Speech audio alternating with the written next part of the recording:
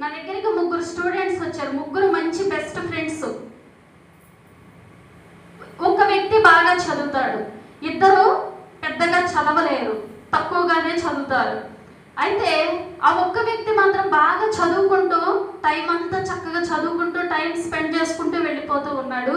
ఈ ఇద్దరు వ్యక్తులు ఏదైనా ఒక చిన్న డౌట్ వచ్చినా అడిగినా కానీ చెప్పటం లేదు. ఎందుకు? తనకి టైం తగ్గిపోతుంది, తనకి మార్కులు తగ్గిపోతాయి. మరి బెస్ట్ ఫ్రెండ్సే కదండి. ఏదో ఉన్నాం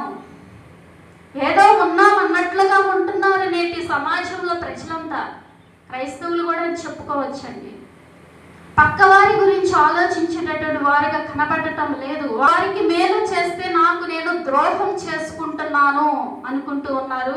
కానీ బైబిల్ ఏ కాలానికైనా, ఏ పరిస్థితులు ఎంతైనా, ఏ సమయమందైనా ఒక్కటే చెప్తుంది, నీ కొరకే కాదు నీ పక్క వారికి మేలు చేయటానికి నీవు ప్రయాసపడు.